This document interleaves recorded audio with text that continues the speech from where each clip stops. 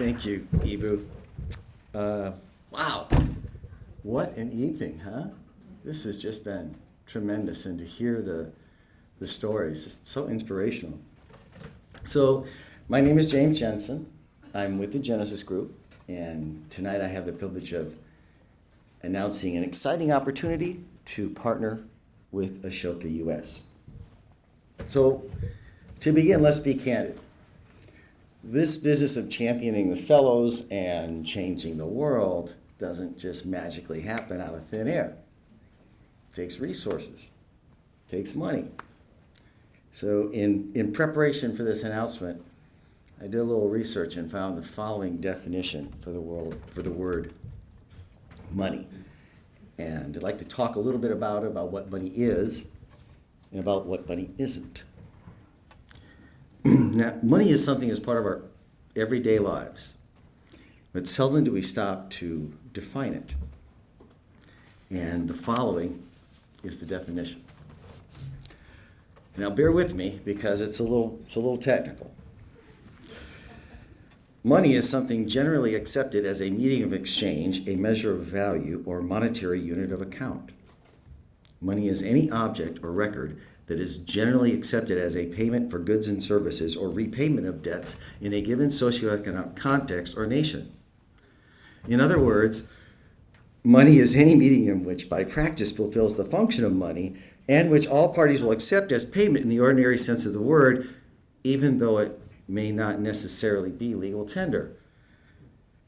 Authorized and adopted by domestic or foreign government, money, or more specifically fiat currency, has no intrinsic value, but is made legal tender through government fiat or decree or declaration or yada, yada, yada, etc., etc., etc. Let me offer you a far more succinct and I believe much more practical and efficacious definition. Money is no more than, no less than, trapped energy. Money equals trapped energy. When you look at it through that definitional lens, one can come to understand that money in and of itself is not a solution when it comes to changing the world. Important? Absolutely. Mission critical fuel in the quest for impact. But money, trapped energy, must be unleashed. It must be put to work. We believe Ashoka is a solution. We believe Ashoka puts trapped energy to work by unleashing the potential of social entrepreneurs to solve some of this nation's most pressing issues. Ashoka plays a vanguard role in the movement of social entrepreneurship. They do it by waking up every day on a mission to seek out, identify, vet, select, support, connect, and serve these rare and exceptional individuals that we recognize and honor here tonight called social entrepreneurs. And they do this work with passion, with zeal, with empathy, and respect. Ask the fellows themselves. Most will share with you a story or two about how Ashoka has significantly helped them on their journey. Some will tell you that but for Ashoka, they simply wouldn't be where they are today. Team Ashoka delivers impact by being, if you will, a change maker for the change makers. And in doing so, delivers a compelling bang for one's philanthropic buck. So at this time, I'd like to ask Paula Ricard, Director of Ashoka US, to come up here.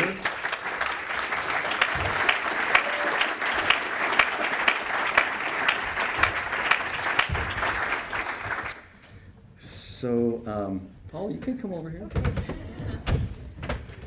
So tonight, we're excited to announce a $1 million challenge grant, and with it, the opportunity for investors to leverage their support in Ashoka US.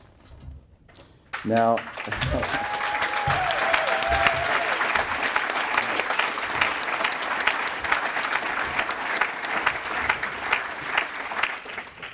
for those of you who are considering stepping up, your impact will be doubled as every dollar will be matched up to $1 million. Now, furthermore, Genesis would like to lead by example and invest an additional $500,000 into your operation.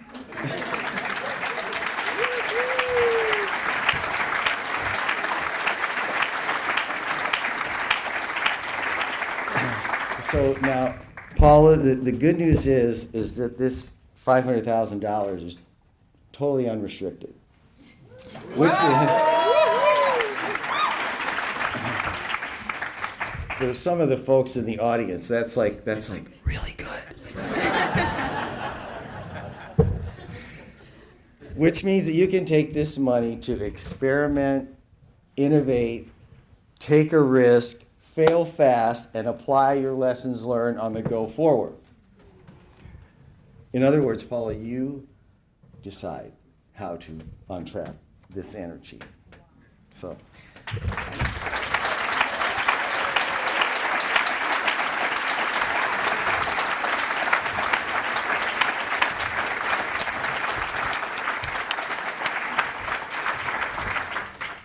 Thanks so much, James. From the deepest part of my heart, on behalf of the whole Ashoka community, on behalf of so many social entrepreneurs that you and your family have helped us find, support, and work with. And I think on behalf of this whole social entrepreneurship field in the US, for which you and your family have done so much. Thanks. Just to share a bit with all of you, it was thanks to the Jensen family and through a very key role that James played that actually Ashoka started here in the US more than 10 years ago. So this is not even the first gift that they are giving to Ashoka. And they have been a critical partner for us always in this, using this nice word that you have heard, like unrestricted. Mostly because they believe deeply in the value of entrepreneurship. They carry it in their blood, in the family, in their story, and they know what it means. So they respect and support entrepreneurs in that way. So we are all so grateful, and I'm sure I'm representing also so many other entrepreneurs, so many other Ashoka fellows that through Ashoka, the Jensen family found and supported even further. And I want to share a small reflection that this gift brought to my mind. Some weeks ago, someone sitting in the first row there, Bill, shared with me a fantastic study on language that I thought it was worth sharing. Until recently, it was thought that a word that would last like many thousands of years, very few words, but the ones that could last like the longest would be 8,000 years. And that was actually really rare, and it was a small group of words. Now there's new research that was recently published that found that a group of words actually have existed for many more years. They have actually been with us for more than 15,000 years. And these are like a very small group of words, less than 20 words.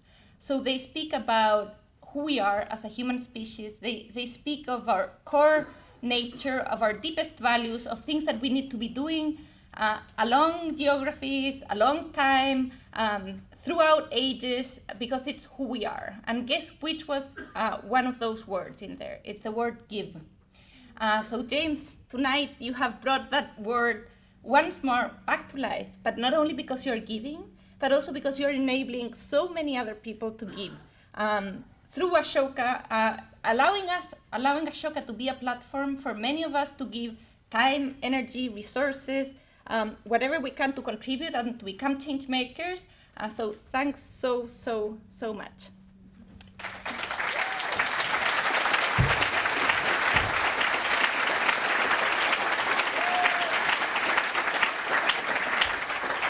I think we go back to who we are and who we have been, and for more than 15,000 years, and that's so deep and important. But before leaving, I don't want to miss the opportunity to invite all of you to actually help us step up and live up to the amazing challenge of raising another 1 million to unlock this really trapped energy.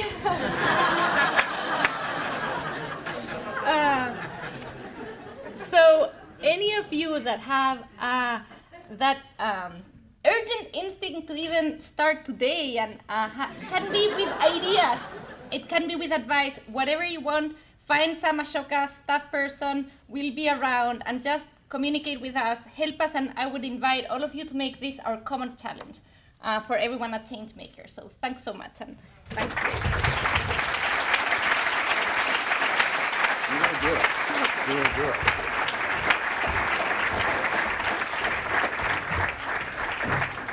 So I'm not going to step away from the microphone without speaking a little bit directly to the fellows. I hope I can make it through this. So I'm currently reading a book by an author. Her name is Brene Brown, and the title of the book is entitled Daring Greatly. And in it she writes that the title of her book was inspired by a famous passage in Theodore Roosevelt's 1910 speech entitled Citizenship in a Republic. Sometimes it's referred to as the man in the arena speech. And when I read it, I thought instantly of you fellows. Here it is. It is not the critic who counts, not the man who points out how the strong man stumbles, or where the doer of the deeds could have done them better.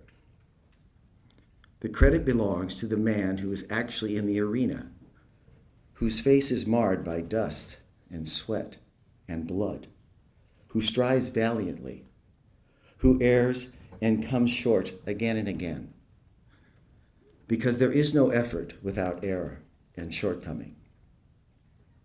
But it is the man who actually strives to do the deeds, who knows the great enthusiasms, the great devotions, who spends himself in a worthy cause, who at best knows in the end the triumph of high achievement, and who at worst, if he fails, at least fails while daring greatly.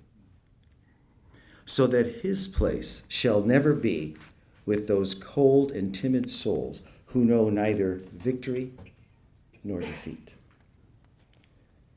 I couldn't agree more with President Roosevelt. You, dear fellows, are the courageous ones in the arena. It's not the naysayers or the cynics or the critics that count, nor does the credit belong to the politician or the funder who sits in the ivory tower, far from the front lines, pointing out how you coulda, shoulda done it better. No. You are the entrepreneurs who are daring greatly. You look afar and see the end from the beginning. You not only reimagine the status quo, you dare to replace it and make manifest the vision that drives you.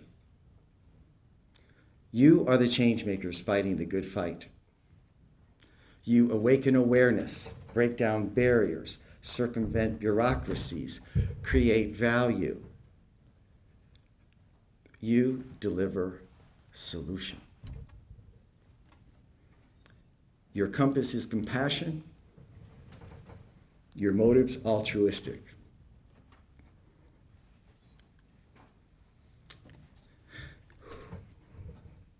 I so much admire you.